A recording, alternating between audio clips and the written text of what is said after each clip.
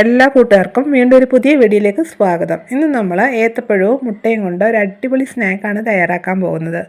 ഈ വീഡിയോ ഇഷ്ടമാകുകയാണെങ്കിൽ ഒന്ന് ലൈക്ക് ചെയ്യണം. അതുപോലെ ഫ്രണ്ട്സിനും റിലേറ്റീവ്സിനൊക്കെ ഒന്ന് ഷെയർ ചെയ്ത് കൊടുക്കുകയും ചെയ്യണം.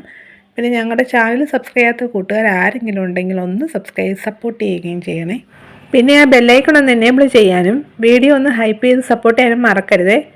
എങ്കിൽ ഈ സ്നാക്ക് എങ്ങനെയാണ് തയ്യാറാക്കുന്നത് നമുക്ക് നോക്കാം. ആദ്യം നമ്മൾ ഈ സ്നാക്കിന് വേണ്ടി ഫില്ലിംഗ് ഒന്ന് റെഡിയാക്കി എടുക്കാനാണ് പോകുന്നത്. അതിനുവേണ്ടി നമ്മൾ സ്റ്റൗ കത്തിച്ച് ഒരു പാൻ സ്റ്റൗവിലോട്ട് വെച്ച് കൊടുത്തു. ഇതിലോട്ട് 1 ടീസ്പൂൺ നെയ്യ് ഒഴിച്ച് കൊടുത്തിട്ടുണ്ട്. നെയ്യ് നല്ലതായിട്ടൊന്ന് ചൂടായതിന് ശേഷം നമുക്ക് ഇതിലോട്ട് കുറച്ച് ഇൻഗ്രീഡിയൻസ് ഒക്കെ ഇട്ട് കൊടുത്തിട്ടൊന്ന് വഴറ്റാം. ആദ്യം നമുക്ക് ഇതിലോട്ട് കുറച്ച് ഏത്തപ്പഴം ചെറുതായിട്ട് മുറിച്ചെടുത്തത് ഇട്ട് കൊടുത്തിട്ടൊന്ന് വഴറ്റാം.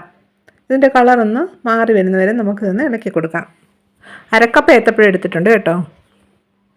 ഇപ്പോൾ നോക്കി ഏത്തപ്പഴത്തിൻ്റെ കളറൊക്കെ ഒന്ന് മാറി വന്നിട്ടുണ്ട്. ഇതിലോട്ട് നമുക്കിനി കുറച്ച് തേങ്ങ ചിരകിയിട്ട് കൊടുക്കാം. അരക്കപ്പ് തേങ്ങ ചിരകിയതെടുത്തിട്ടുണ്ട് കേട്ടോ.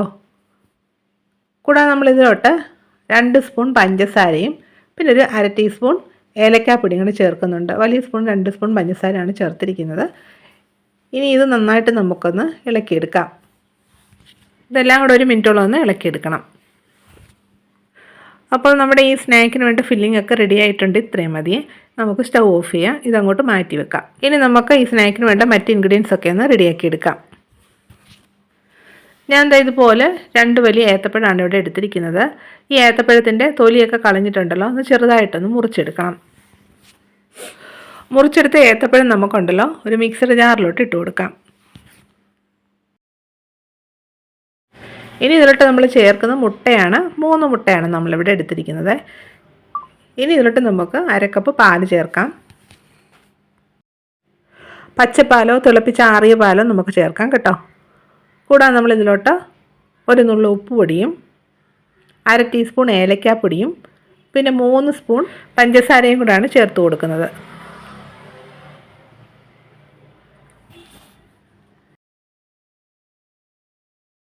നമ്മുടെ ഈ സ്നാക്കിന് നല്ലൊരു കളർ കിട്ടാൻ വേണ്ടി 1 നുള്ളു മഞ്ഞൾപ്പൊടിയും കൂടെ ചേർക്കുന്നുണ്ട്.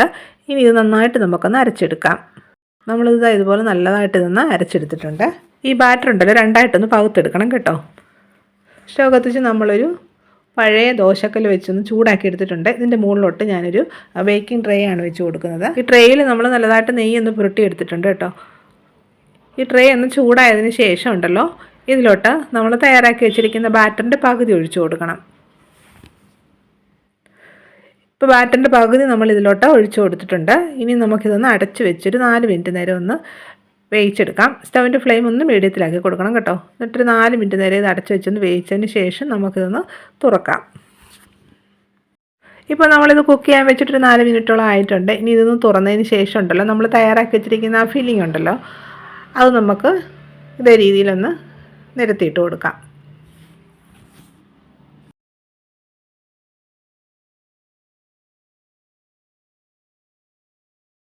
ഇനി ഇതിലോട്ട് നമ്മൾ കുറച്ച് അണ്ടിപ്പരിപ്പും കിസ്മിസും ഒക്കെ വറുത്തതും കൂടെ ഇട്ട് കൊടുക്കുന്നുണ്ട്. നേരത്തെ വറുത്ത് വെച്ചിരുന്നതാണ്. അതുകൂടി നമുക്ക് ഇതിലോട്ട് ഇട്ട് കൊടുക്കാം. ഇനി ഇതിലോട്ട് നമുക്ക് നമ്മൾ മാറ്റി വെച്ചിരിക്കുന്ന ആ പകുതി ബാറ്റർ ഉണ്ടല്ലോ അതുകൂടി ഒഴിച്ചു കൊടുക്കാം.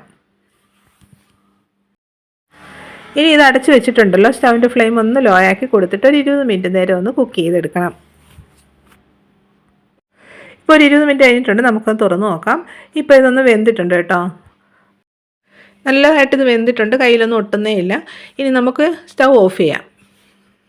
ഇതിൻ്റെ മുകൾ ഭാഗം കൂടെ നമുക്കൊന്ന് ഫ്രൈ ചെയ്തെടുക്കാം. അതിന് വേണ്ടിയുണ്ടല്ലോ ഇതുപോലെ ഞാനൊരു ദോശക്കല്ല് എടുത്തിട്ടുണ്ട്. ഇതിലോട്ട് നമുക്ക് കുറച്ച് നെയ്യൊന്ന് ബ്രഷ് ചെയ്ത് കൊടുക്കാം. സ്റ്റൗ കത്തിച്ച് നമുക്ക് ഈ ദോശക്കല്ല് സ്റ്റൗവിലോട്ട് വെച്ച് കൊടുക്കാം. ഈ ദോശക്കല്ല് നല്ലതായിട്ടൊന്ന് ചൂടായി വരുമ്പോൾ ഈ ട്രേ ഉണ്ടല്ലോ ഇതേ രീതിയിലൊന്ന് കമിഴ്ത്തിയിട്ട് കൊടുക്കണം കേട്ടോ.